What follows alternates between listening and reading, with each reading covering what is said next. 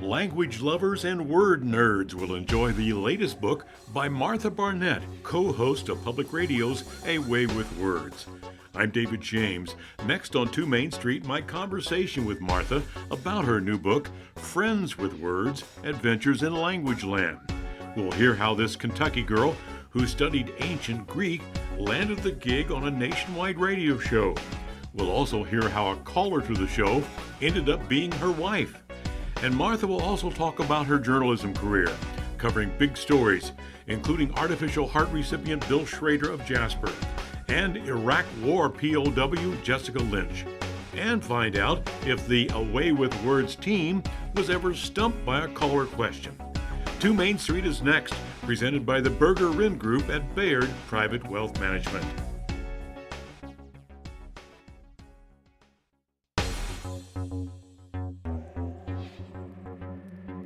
From the WNIN Public Media Center in downtown Evansville, I'm David James, and this is 2 Main Street. Well, if there's one word to describe today's show, it's mellifluous. Mellifluous is an adjective describing something pleasing to the ear, flowing like honey, smooth and soothing. Mellifluous is given the credit it deserves in the new book, Friends with Words, by Martha Barnette. Martha is co-host of the nationwide public radio show A Way with Words, airing here on WNIN FM, Fridays from noon to 1 and Sundays from 2 to 3. Martha Barnette and Grant Barrett were the 2024 guests at the WNIN Gala. Joining me now to talk about her new book, Friends with Words, Adventures in Languageland, is Martha Barnette from her closet studio in San Diego, California. You're in the closet, Martha? Yes, I call it my cludio. It's a portmanteau. It's a blend of the words closet and studio. It seems like more and more of us in public radio are doing that. So I have a big commute from the bedroom to the closet. It's not too bad. Well, you're not winded then. That's good. That's good. Okay, No. on page 71, chapter 4, word origins, you gushed over your favorite word, mellifluous. What's so special about that word? Oh, I did indeed. I'm so glad you brought that up, David. It is a beautiful word. I mean, it's a beautiful word to say. You know, it's got that L in there, mellifluous, and the S on the end. So it has what I think of as a good mouth feel. But it's more wonderful than that because it comes from the Latin word for honey.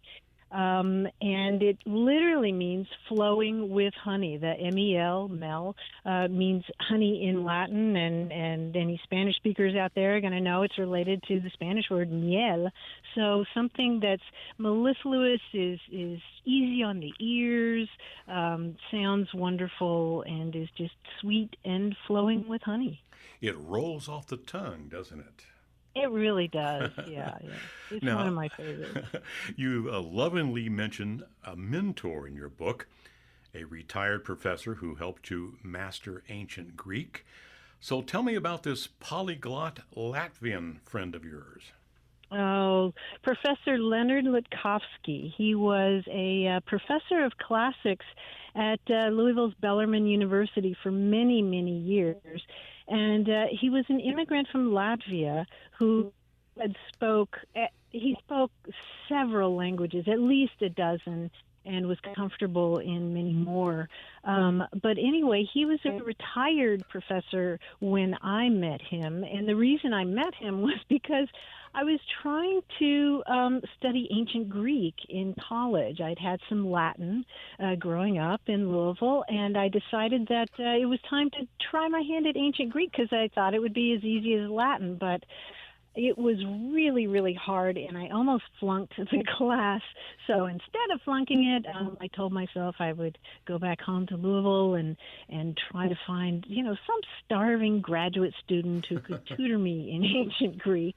And I didn't find a starving graduate student. I found this elderly man who knew so much and was a born teacher, and he agreed to teach me ancient Greek on Monday nights, and I was glad I had Monday nights free because he taught different languages every night of the week. to people, and he did it all for free. You know, he was one of those born teachers, and I ended up studying with him for 12 years. Wow. Until his death. And as you might guess, I fell in love with ancient Greek and went back and took all the Greek courses I could. And what he did for me was to show me all the connections between and among words that derive from a prehistoric that spread across Europe and part of Asia, and the words in those languages go back to that, and you can see all these different connections among words in Italian and Irish and Russian and English too. And so it was this thrilling way to learn about language. I had never been taught that way before, and so pretty much everything I do now on the show is kind of a tribute to Professor Witkowski. Well, you know, Martha, I had a Spanish teacher in high school, Leonila Badger, and I learned more about English language grammar taking those Spanish classes. Isn't that strange how you do that? Yeah, that makes sense, because you start looking at your own language differently when you start looking at how other languages are put together. Now, I understand you were reading Oedipus in ancient Greek. Is that right? We were. Wow. And Oedipus means swollen foot? It does indeed. Yes, that was one of the first things he taught me, because I had gone to him with my my Greek first year book, and it had all these really boring vocabulary lists and drills. And, you know, the first time you go into a Greek class, you learn words like the Greek word for bowstring or armies, and it wasn't very interesting to me, and it certainly wasn't conversational, you know, like your Spanish class. You can't ask where's the bathroom or anything or you know, what's on your menu. You can't do that with somebody unless they're, you know, 2,000 years old, a 2,000-year-old ancient Greek. So when I went to study at Professor Witkowski's home, he took my book of dreary drills and he just kind of threw it aside and said, "We won't need that. We'll read this." And he hands me a copy of Oedipus Rex in the original Greek. And I thought, this was nuts. How am I going to read this? But he said, let's start with the name Oedipus. And indeed, as you said, it means swollen foot, because his feet were injured when he was a baby. And so they were swollen ever after. And he said, "You have in English, do you not, the word edema?" And I said, "Well, yeah, edema, it means swelling." And he said, "Is related to Oedipus." The Edi in Oedipus is related to the edema. It is actually regarding swelling. And the pus in Oedipus, pus means foot in ancient Greek and is related to words like octopus. Word nerds are enjoying this, definitely. Okay, now before we go back to your book, Adventures in Languageland, Friends with Words, let's talk about your career in journalism. I found this interesting. A couple of big stories. In 1984, Bill Schrader of Jasper, Indiana, received a Jarvik 7 artificial heart. Now, he died in 1986 at age 52. He lived 620 days with that heart, and you did a story on him, kind of a lengthy story. How did you get that assignment? Well, actually, I had been a feature writer at the Louisville Times, the late great Louisville Times, and somebody left the medical beat at the newspaper, and they looked around and thought, well, Martha has a lot of Latin and Greek. She can probably go talk to doctors. And so I started covering the medical beat in Louisville, and I watched actually the first attempt at in vitro fertilization in Louisville, and a lot of other cool medical stories. But I was about to leave the paper actually to go study ancient Greek, and this big story broke because Dr. William DeVries was bringing his artificial heart program to Louisville because Humana had made a deal with him to come and do artificial heart experiments. And so I'm sure that some of your listeners remember that the second recipient of a Jarvik 7 artificial heart was indeed Bill Schrader from Jasper. So I had been covering that story, and it was a huge story at the time. You know, the cover of Life magazine. There were film crews that came to Louisville from Japan and Brazil because it was a big story at the time. But then, you know, the rest of the media moved on, and I thought, nobody's telling this family story. So what did you find out about the story that people didn't know? Well, you know, he did tremendously well for the first 18 days. He was talking back to President Reagan on the phone and demanding his Social Security check, and he was drinking beer on national television. Bill Schroeder was doing beautifully, and then unfortunately he suffered a shower of clots from the valves on the artificial heart that went to his brain and caused a terrible stroke and series of strokes. And so then he pretty much became a stroke patient, in addition to being an artificial heart patient. And it was absolutely grueling, as you can imagine, for the family. He lived to see some of the goals that he had wanted to live for, like the birth of a baby and a wedding, but at a tremendous cost. You know, Martha, I don't know if you know this or not, but there's a display in the Du Bois County Museum in Jasper featuring Bill Schroeder's life, and your book's in there. Oh, is it really? Yeah, in the display case. Wow. There you go. Okay. That was a long time ago.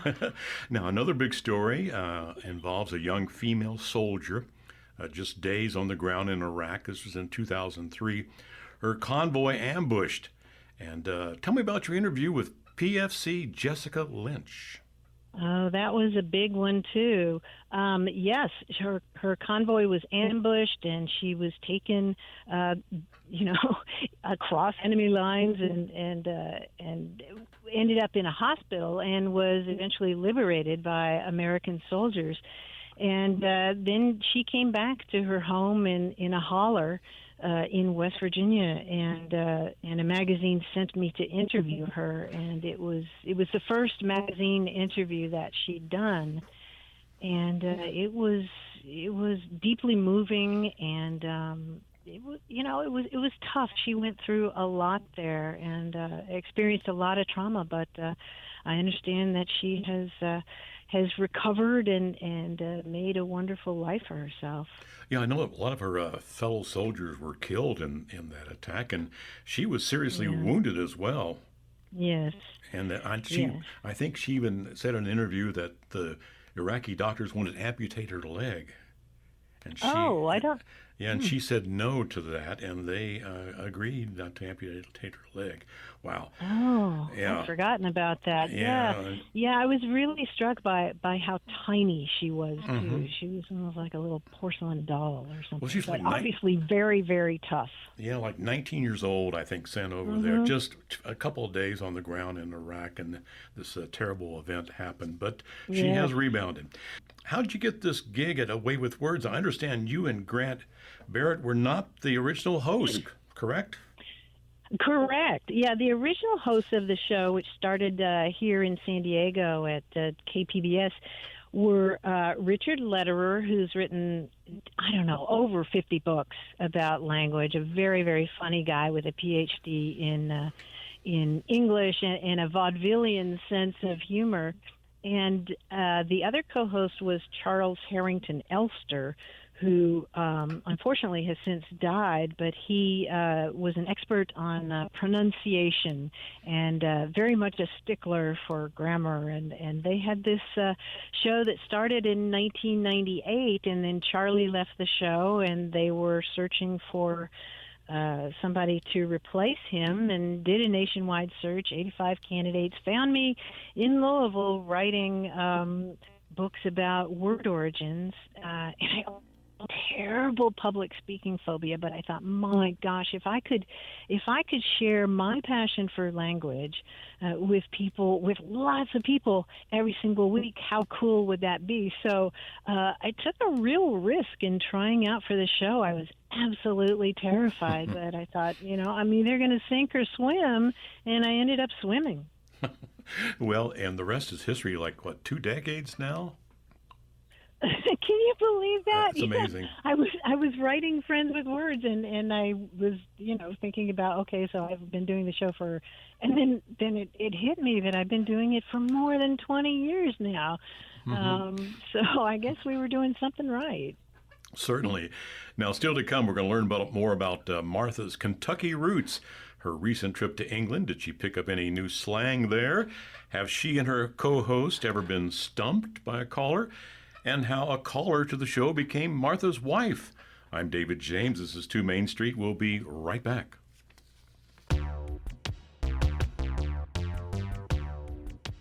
Welcome back to 2 Main Street. I'm David James. My guest is an unapologetic word nerd, Martha Barnette, co-host of Away with Words, heard here on WNIN and nationwide. She's also author of her latest book, Friends with Words, Adventures in Languageland, published by Abrams Press of New York. Martha is speaking to us from her home in San Diego, a closet turned into a studio. Now living in California, but a Kentucky girl at heart. Tell me about growing up now it's Louisville, not Louisville, Right. after King Louis, but it's Louisville. And your parents, I think, were both educators, is that right? That's right, yeah, and I would get in big trouble if I didn't say Louisville. That's right. So I'm going to call it Louisville. But yes, my mother was an English teacher. She taught at Barrett Middle School for many, many years, and was a fun, vivacious teacher that I still hear from her students about how much they loved being in her classes. Really? Yeah, that's neat. She made, and I try to carry on her tradition too, because she made learning about grammar fun and learning about English fun. She would, if somebody had trouble spelling the word cemetery, they couldn't remember if it ended A-R-Y or E-R-Y, she would say, just think of running through a cemetery at night. You go E all the way through. She would say silly things like that, but the kids would remember. So I try to emulate her to some degree. And my dad taught for 25 years at the Southern Baptist Seminary in Louisville, and he was a wonderful educator as well. He had a hard scrabble beginning, being born in a log cabin, literally at the foot of a mountain in western North Carolina, and worked in a textile mill for many years there, and derived a real sense of social justice from that. And so he eventually became a professor of ethics at the seminary. This is almost like an Abe Lincoln story, born in a log cabin. My God. And he becomes a professor. Wow, that's a great story. Well, yeah, indeed. He went on to do graduate work at Harvard and Columbia, wow. And I think my favorite story about his years at the seminary is the fact that in the late 50s, early 60s, he came to admire the work of an activist in Atlanta and Montgomery, and invited him to come speak to his class. And 500 people ended up showing up for that talk because the guy he invited was Martin Luther King Jr. Wow, that is a great story. Yeah, and I think I've always said that if this place ever catches fire, the thing I'm going to grab is the framed photo of my dad and Martin Luther King having coffee together discussing civil rights strategy in the South. That's wonderful. Now, did your dad have any Appalachian slang that he passed on? Oh, my goodness, yes. And in fact, his sister lived next door to us, and she was very much an Appalachian as well. So she would say all kinds of things that I just picked up. I thought that was the way people talked. Might, could, and might, coulda, woulda, and playing the piano, and all that stuff just seemed perfectly natural to me. And today, when I hear an Appalachian accent, I just melt. It just sounds like home. There's something so powerful, isn't there, about an accent from where you grew up? It whisks you back in an instant. Mm-hmm. No, my wife was born in Hazard, Kentucky. Ah, okay. And her family moved to Indiana. But every once in a while, she'll say something to me like, she'll say, "You lie like a rug," And she'll say, "You're like a hog on ice." Uh-huh. When I'm clumsy. So those are some great lines. Yeah. Okay, let's fast forward now to the present, your weekly radio I'm sure show. you don't lie like a rug, though, David. I've been caught before. Let's go to your weekly radio show, Way with Words. Like we said, 2 decades on the air. How many episodes would that be? Oh, my gosh. We are coming up on, I think, 500 episodes, and they're all on our website. In fact, we just got an email from a guy in Fish Creek, Wisconsin, who said, "I just want to tell you about my achievement. I've unlocked an achievement. I have listened to every single one of your episodes." Oh my gosh! Which was really funny because he went back to the very early episodes 20 years ago, and Grant and I were talking about things like, well, should email be hyphenated or not? That's great. That's great. So. You guys probably haven't been stumped very often because you're so erudite. Any really tough questions you had to research a lot? Well, a lot of them are tough, and fortunately, we have a lot of great resources for research. Grant is an amazing researcher and has so many databases with so much data, which you hear about on the show. I'm thinking about there are times when we're not sure about an answer and we will try to crowdsource it. One of the great things about this show is that it's pretty much a community of listeners, and if we don't know the answer or somebody is really eager to find out something, all these listeners will email us or call us or text us. And chime in on that. And one of the stories you're making me think about is the fact that once we had a military veteran who was in a counseling program, and he was trying to talk about his feelings about the things that he had experienced, and what he was trying to find out. If there was a word for, we often get, is there a word for this or that? And he wondered if there was a word for the point between utter depression, utter despair, and euphoria. What's the middle point? What is the neutral point where you don't feel either of those? And weirdly enough, David, that was the call that generated the most responses. People were trying to help come up with language for that neutral position, and it's a lot harder than you think when you're talking about feelings. Did you come up with one? Well, I think my favorite, and there were just so many, and I'm trying to remember what they all were, but the one that I liked most was just still. There was something about the word still, just people were saying peace, P-E-A-C-E, and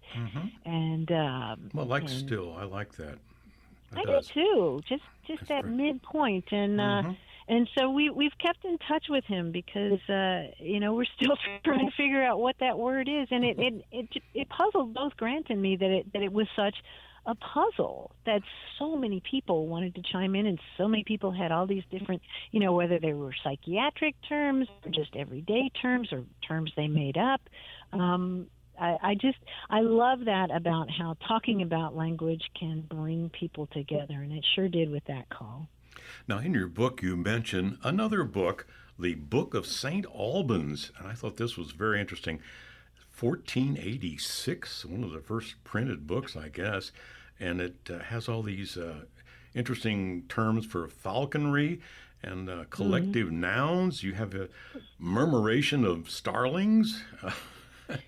Yeah, all these words that are collectives for animals in particular, but apparently the original book was written by, we think, we're not 100% sure, but we're pretty sure that this was the first book published by a woman, a nun named Juliana Berners, who put together all these what they call terms of venery, which is how hunters used to talk about flocks and herds and more specific collections of animals. And she had a number of those, and then she had some odd ones too, like a superfluity of nuns. I'm not sure. I kind of like, people have gotten in on the act there too, and come up with their own, like a wince of dentists, which I like. Oh, I like that too. I found one here, the unkindness of ravens. Thought that was interesting. Yeah, what was that about? A shrewdness of apes? Yeah, a skulk of foxes. It just goes on and on. I love these. I love them. They're just wonderful. Yeah. And we actually have a clouder of cats here. We have 4. Oh, you have 4 cats? Oh, I love that. I love that. Are that's they? A clouder. Oh, do they get along? Do the clouder get along? They actually do. Yeah, we live on a canyon, and there are lots of coyotes, and so we ended up rescuing this litter of feral cats and raised them and gave some away, but kept 2. And yeah, so they got added to the other ones that we already had. But they all get along amazingly enough. They all have their own personalities, so one won't let us touch her, but other than that, they're great. Well, here are some new dictionary words I found. Of course, there are new words that go into the dictionary every year, and they kind of reflect what's going on in society. AI washing, when companies falsely claim their products use artificial intelligence. AI washing. Dupe culture, sharing information about cheaper alternatives to expensive products. I like that. I like that a lot. I didn't know either of these. I'm very excited to learn them. Here's one: bed rotting, just not getting out of bed, just right. rot in bed. This is a good one here too. Rage applying. Now, if you're in a bad work environment, this is when you apply for several new jobs at the same time. Oh, I love that. And then if you don't get the jobs, then you quiet quit, right? Quiet quitting is another one. That's right. And one that's self-explanatory, polycrisis, dealing with all kinds of crises at the same time. Okay. Now, recently, you told me you traveled to England. Did you pick up any new words or phrases that captured your attention over there? Well, what I picked up was a wonderful little book called 188 Words for Rain, because okay. It's by Alan Connor, who is he's the crossword puzzle editor for the Guardian newspaper there.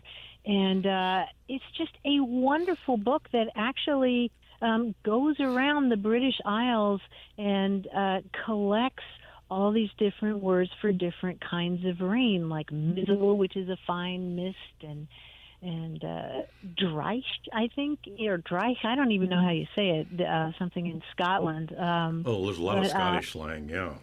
Yes, there's a lot of that. But the weird thing was that we were there for a couple of weeks, and it only rained once, and that was pretty much just mizzle. Now, there's a chapter in your book, Friends with Words, featuring uplifting words that may alter a mood, calm a storm, or settle a troubled soul. I love the word susurration. Mm-hmm. A whispering sound like silk slippers on a hard floor.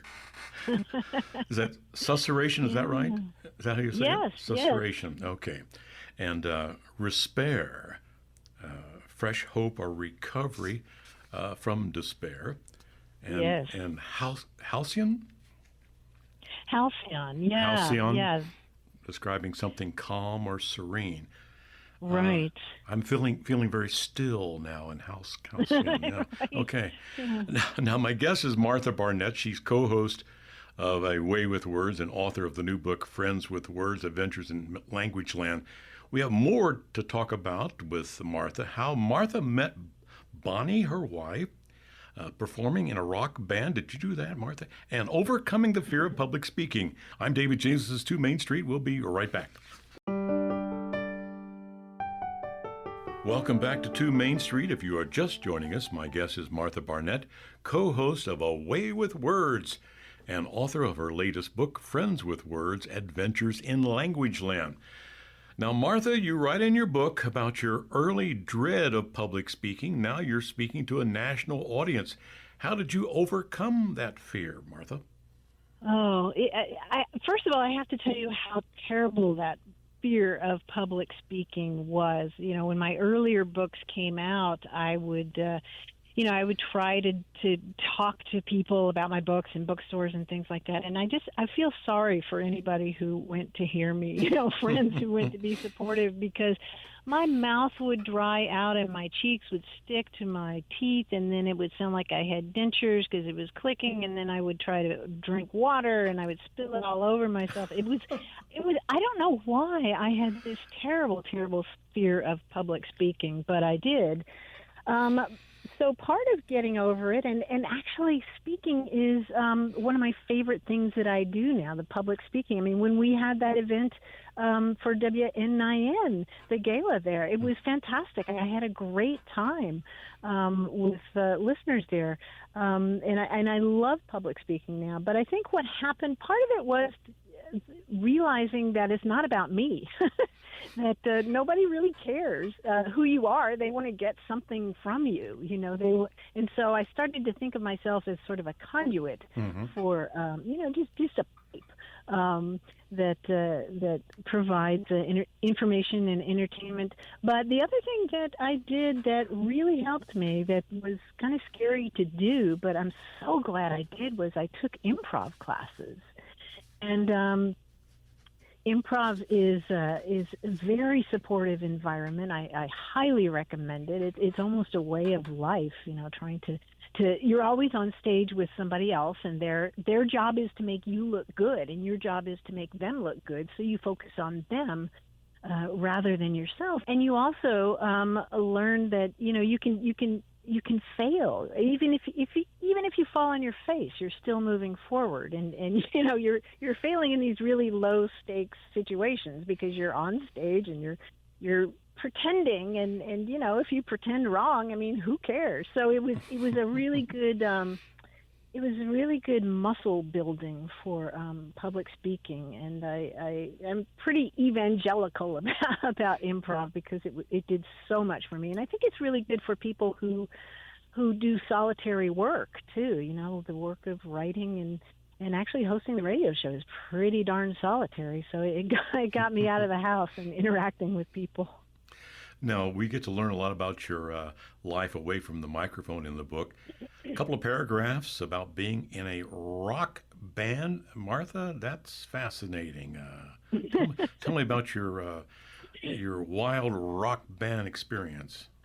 Yeah, well, during my years in Louisville, a band called Your Girlfriend with 4 other women.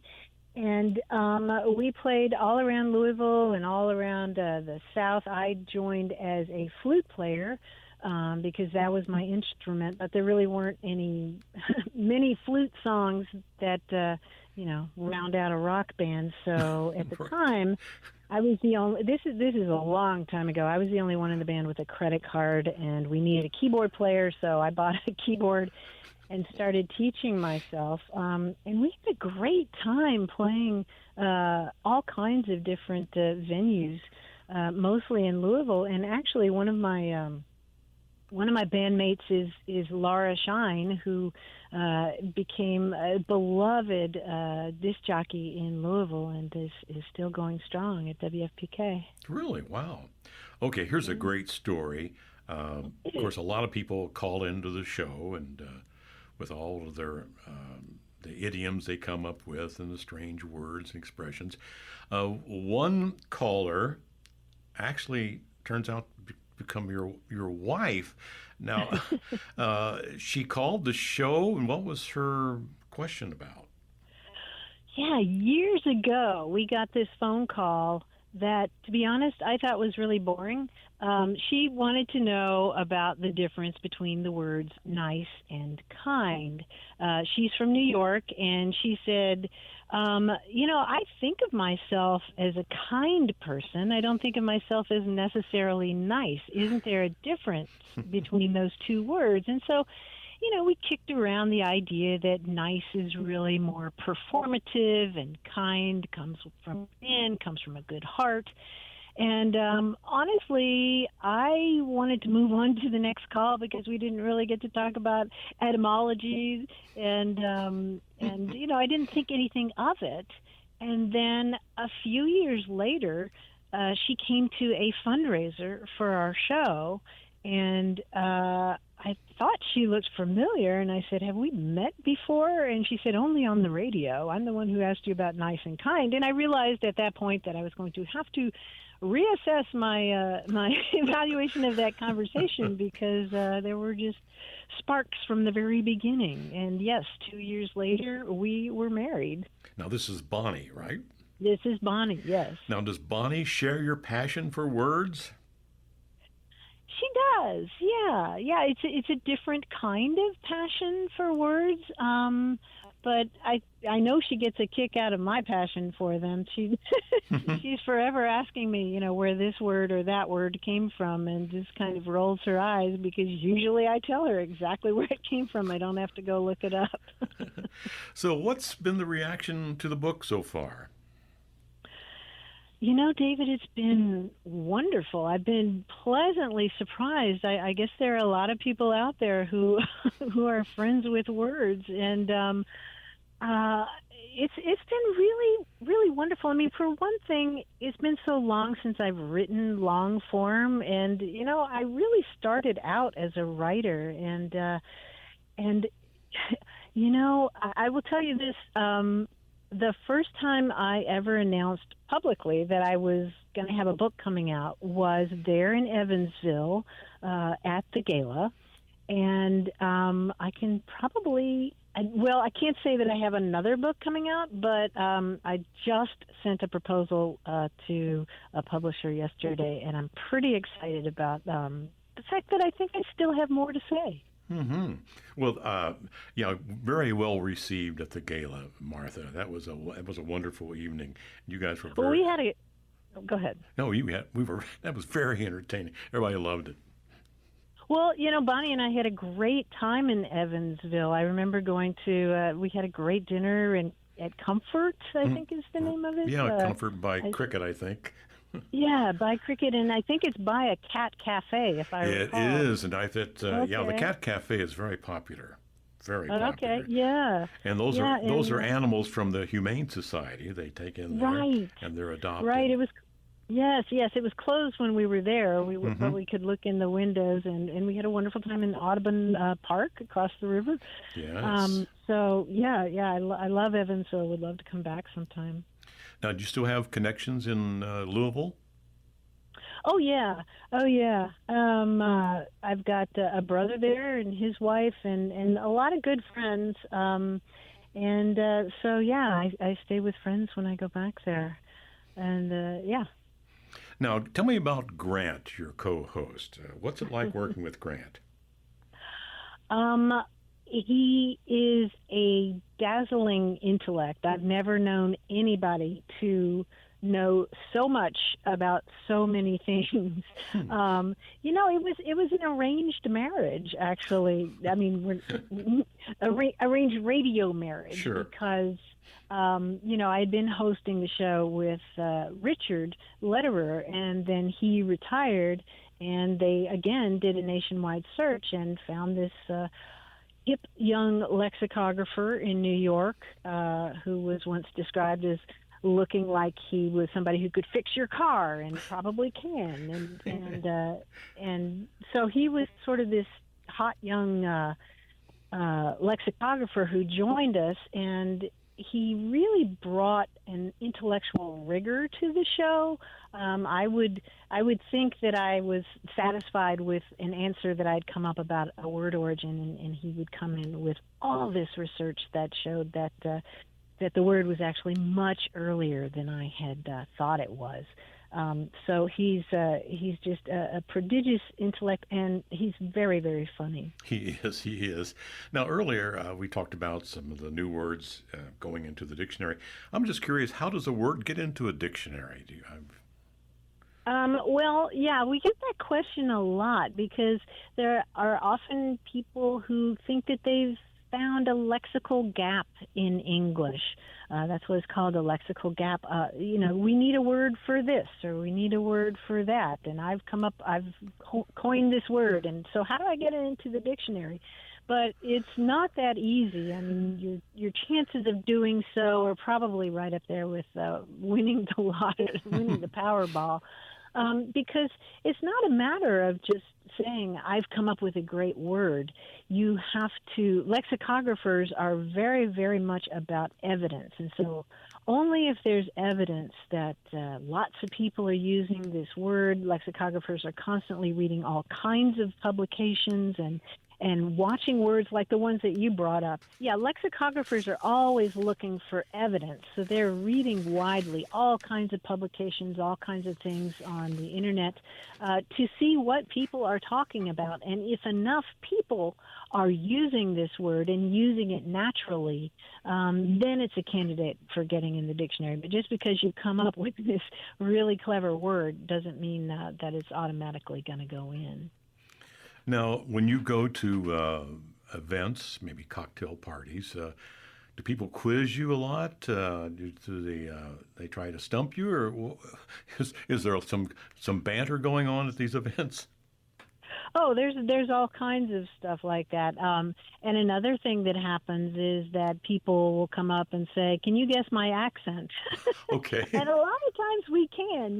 We can hear those Midwestern vowels, or get them talking about this or that, and they say they're fixing to do something, and they're probably from the South, or things like that. In fact, in the book, I have sort of a road trip through the country where I write about different words and phrases in different parts of the country.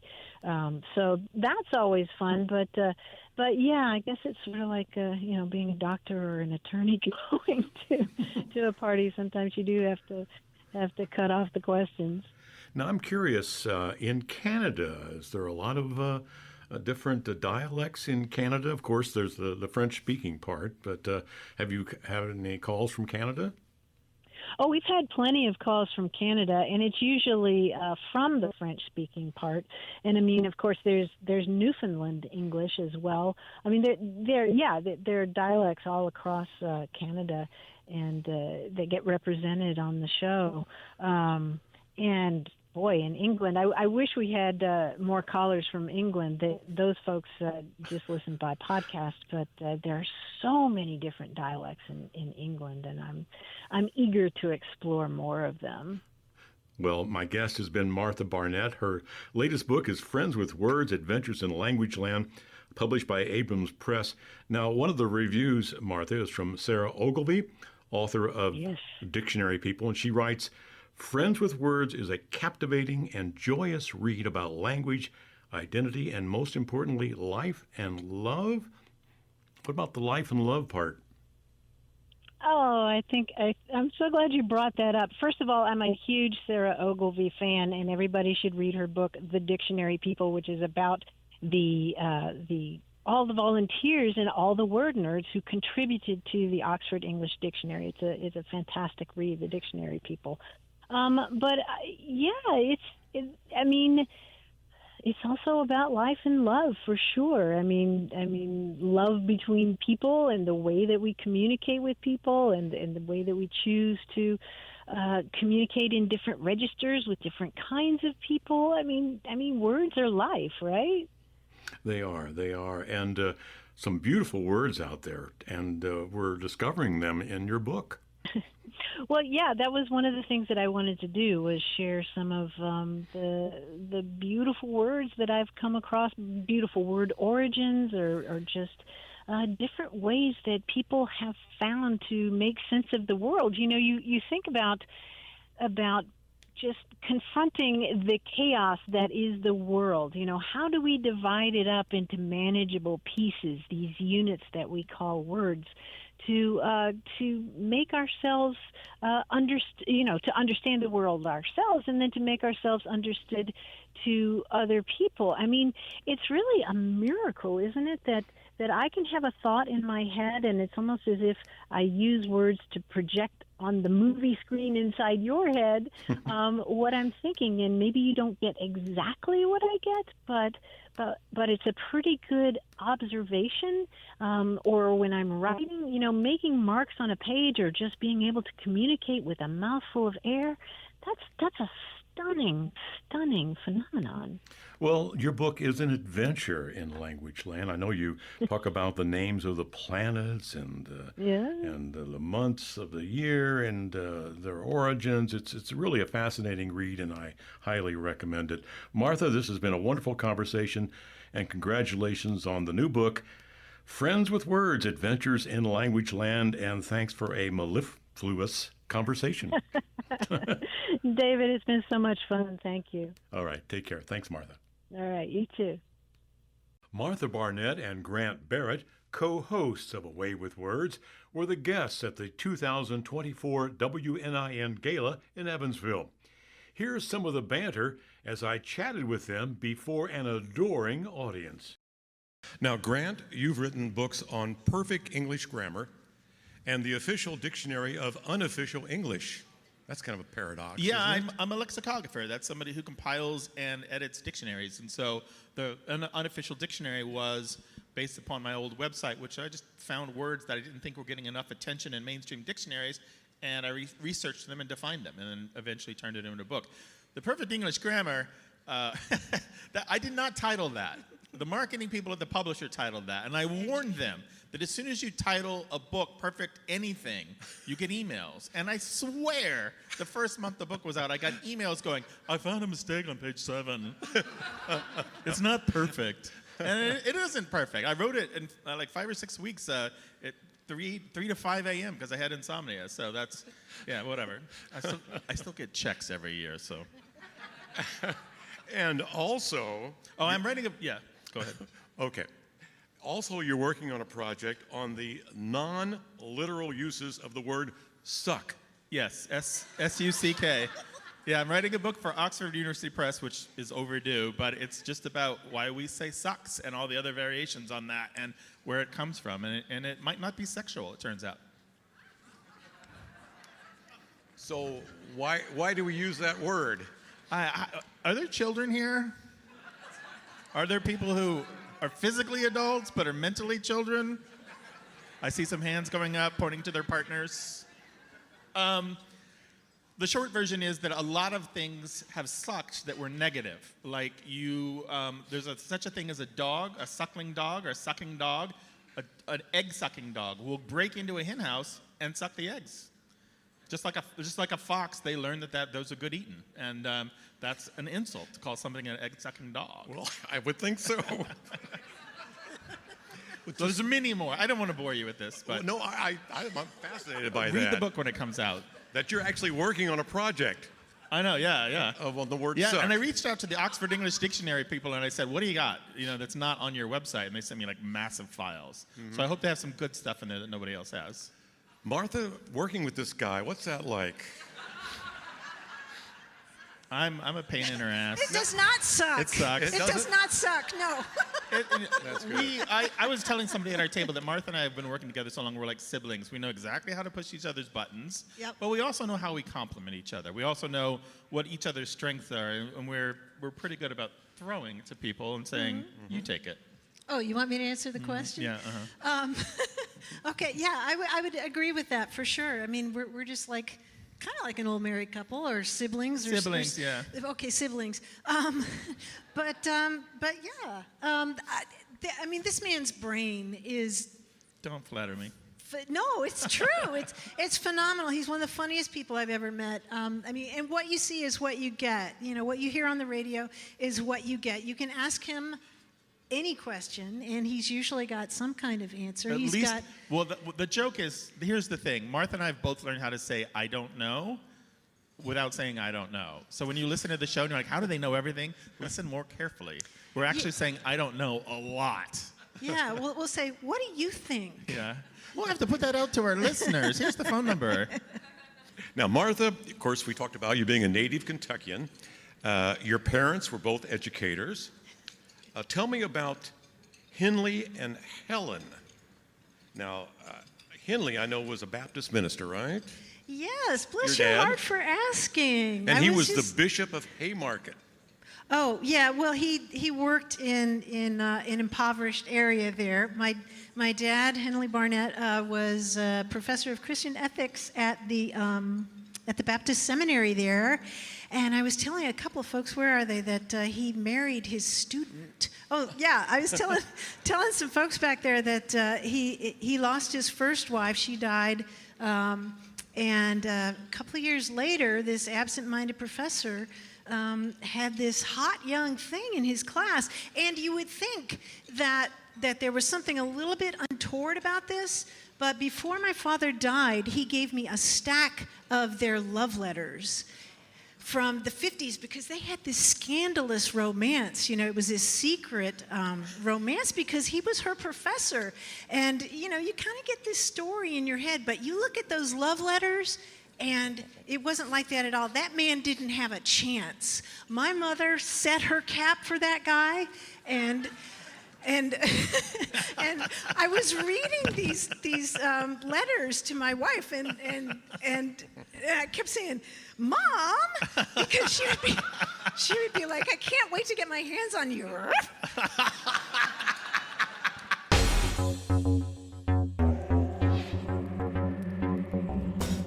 Away with Words, featuring Martha Barnette and Grant Barrett, is on the air each week here on WNIN FM, Fridays from noon to 1 and Sundays from 2 to 3.